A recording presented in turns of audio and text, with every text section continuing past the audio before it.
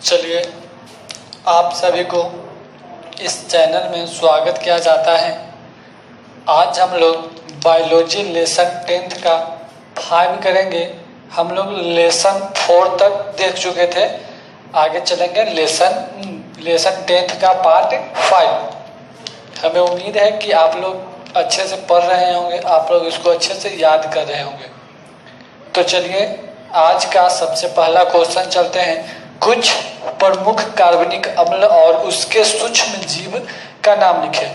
कहने का मतलब कि कार्बनिक अम्ल और उसके यानी कि जो कौन कौन कार्बनिक अम्ल है उसका नाम लिखना है, और यह किससे कौन से सूक्ष्म जीव से प्राप्त होते हैं उसका नाम लिखना है। तो सबसे पहले हम लोग देख लेते हैं कार्बनिक घोलक। तो कार्बनिक घोलक किसको कहते हैं? उन कार्बनिक यौगिकों को कार्बनिक घोलक कहते हैं। उन कार्बनिक यौगिकों को कार्बनिक घोलक कहते हैं जो घोलक के रूप में उपयोग किया जाता है, जिसको हम लोग घोल के रूप में, लिक्विड के रूप में उपयोग करते हैं, उसको क्या बोलेंगे? तो उसको बोलते हैं कार्बनिक घोलक। बात है कि कार्बनिक अम्ल और सूक्ष्म जीवों का नाम लिखें, तो इसको समझाने का कोई तरीका नहीं है, नाम है, हमेशा आपको याद करना पड़ेगा। अगर ब्रह्मांड का कोई भी ऐसा टीचर नहीं है कि आपको नाम याद करवा दे, नाम आपको घर में बैठ के इसको रट के याद करना पड़ेगा। ये भले समझा सकते हैं कार्बनिक यौगिक क्या है या कार्बनिक घोलक क्या है, तो इसको आराम से, जिसको हम लोग घोल के रूप में उपयोग करते हैं, जिसको क्या बोलते हैं? कार्बनिक घोलक कहा जाता है।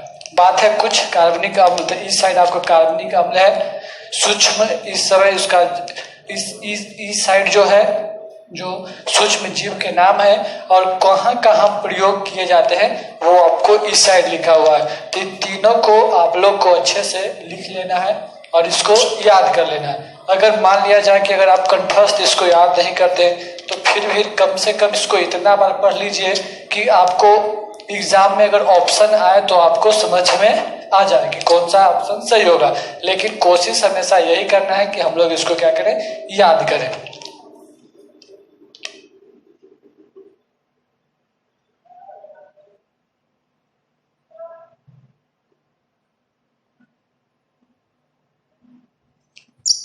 चलिए, यही आपका है कार्बनिक अम्ल।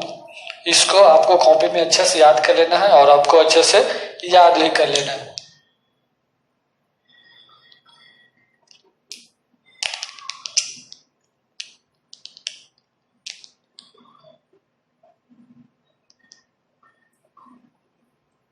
एग्जाम में ऑब्जेक्टिव में 1 नंबर का हमेशा पूछा जाता है, इसीलिए इसको इग्नोर नहीं करना है, इसको याद कर लेना है। चलिए, हम लोग आगे चलते हैं अगला क्वेश्चन में।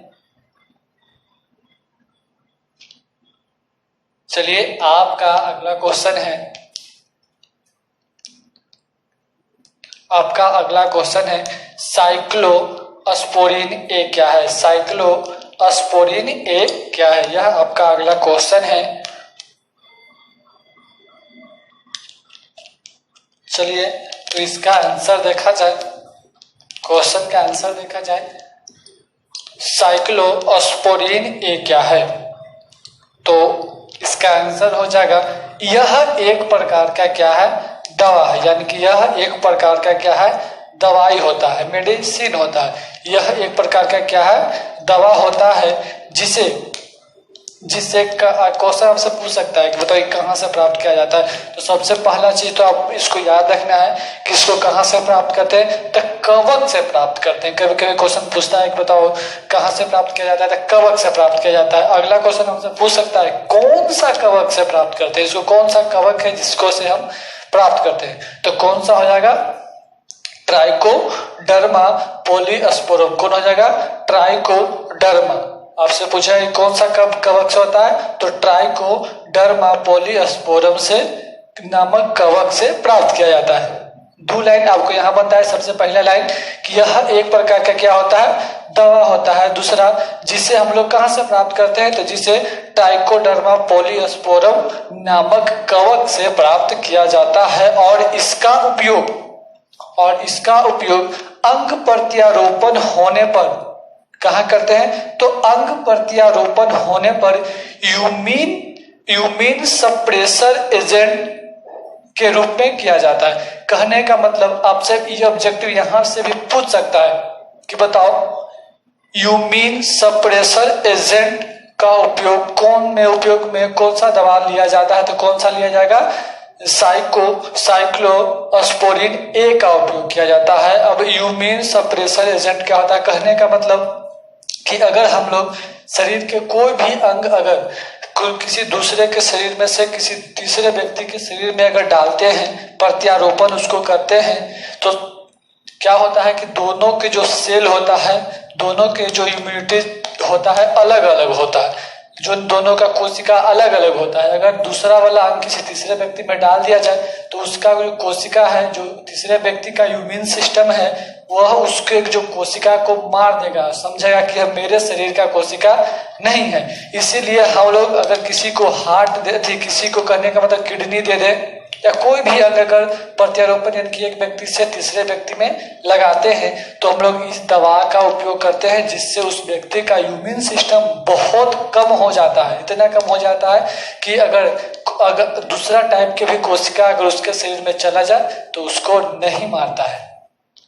तो इसका उपयोग हम लोग क्या करते हैं, तो अंग प्रत्यारोपण में करते हैं। फिर से देखते हैं, यह एक प्रकार का क्या होता है, दवा होता है, जिसे कहां से प्राप्त करते हैं, ट्राइकोडर्मा से प्राप्त नामक कवक से प्राप्त किया जाता है।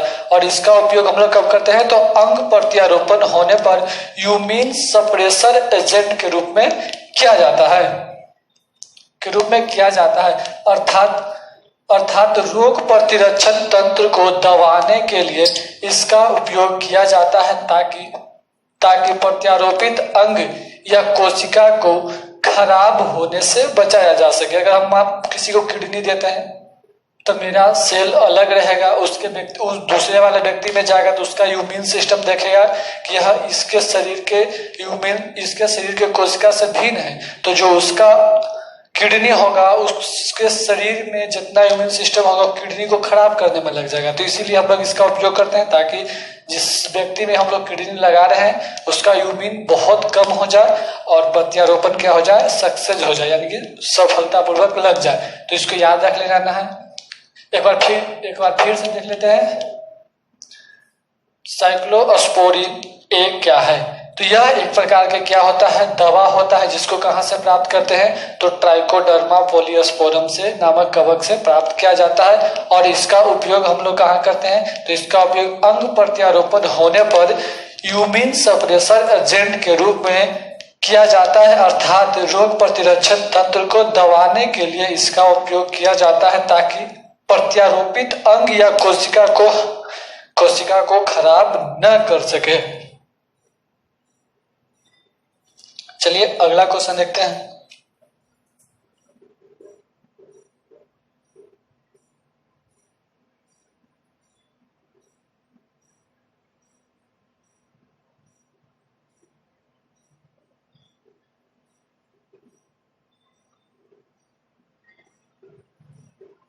चलिए आज का अगला क्वेश्चन जो कि पढ़ा हुआ भी है और काफी आसान है, प्रदूषण क्या है। प्रदूषण क्या है तो जनरली आप लोग जानते भी होंगे, इसलिए इसको जल्दी से कर देते हैं। भौतिक वातावरण जैसे हवा, जल, मिट्टी में पदार्थ का अत्यधिक मात्रा में मिल जाना और उसे जीवन के लिए कम उपयुक्त होना या अनुपयुक्त बनाना क्या कहलाता है, प्रदूषण कहलाता है।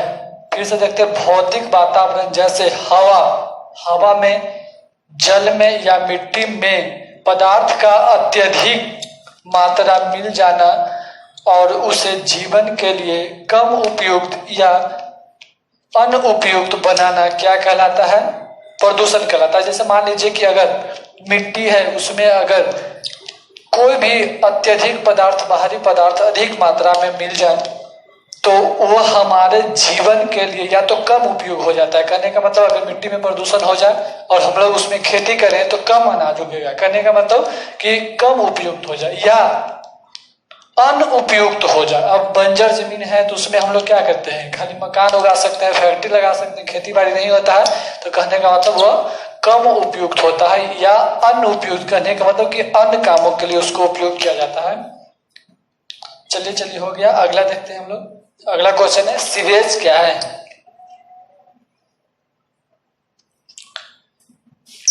अगला क्वेश्चन है सीवेज क्या है।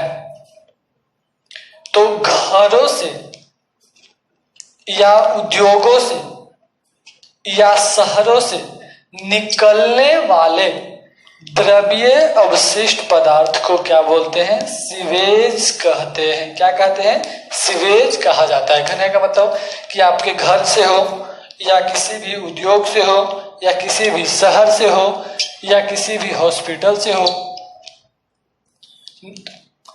हॉस्पिटल से द्रव्य अवशिष्ट यानी कि जो द्रव के रूप में होता है, किसके रूप में होता है, द्रव्य अवशिष्ट पदार्थ को हम लोग क्या बोलते हैं, सीवेज कहते हैं। क्या कहते हैं, सीवेज कहा जाता है। तो आपसे कभी सीवेज पूछे तो याद रखना, सीधे याद रखना है हम लोगों को कि जो द्रव्य अवशिष्ट होता है उसको क्या कहते हैं, सीवेज कहते हैं। आगे हम लोग इसको अपने मन से भी लिख सकते हैं कि जो अवशिष्ट होता है या तो घर से निकला हुआ होता है या कोई भी उद्योग जैसे फैक्ट्री से निकला हुआ होता है या किसी भी शहर से निकलता है, शहर से निकलने वाले द्रव्य अवशिष्ट पदार्थ को सीवेज कहते हैं। इसमें काफी मात्रा में कार्बनिक पदार्थ और सूक्ष्म जीव होते हैं। आपसे क्वेश्चन पूछ सकता है ऑब्जेक्टिव में कि बताओ जो सीवेज में सबसे अधिक मात्रा में क्या पाया जाता है। तो या तो कार्बनिक पदार्थ पाया जाएगा और क्या पाया जाता है, सूक्ष्म जीव पाया जाता है। तो आप लोग इसको बढ़िया से याद कर लीजिएगा कि सीवेज क्या है। मूल रूप से इसमें याद करने वाली बात सिर्फ यही है कि जो द्रव्य अवशिष्ट पदार्थ होता है उसको हम क्या बोलते हैं, तो उसको हम सीवेज बोला जाता है। उसको क्या बोलते हैं, सीवेज बोलते हैं। बाकी आप आगे अपने मन से भी लिख सकते हैं। और अगला चीज ध्यान रखना है कि जो सीवेज में कार्बनिक पदार्थ और सूक्ष्म जीव अधिक मात्रा में होते हैं। तो ये दोनों को आपको बढ़िया से याद कर लेना है। चलिए एक क्वेश्चन और देख लेते हैं।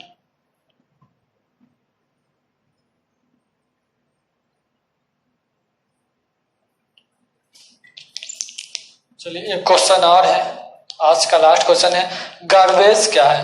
क्वेश्चन क्या है आपका, गार्बेज क्या है।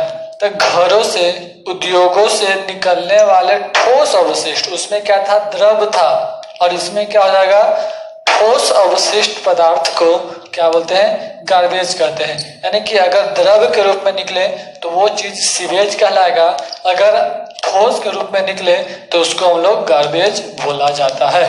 जैसे सब्जी, फल के छिलके, पेपर आदि क्या कहलाते हैं, गार्बेज कहलाते हैं। तो आपको सारा पढ़ाया हुआ चीज अच्छे से समझ में आया होगा।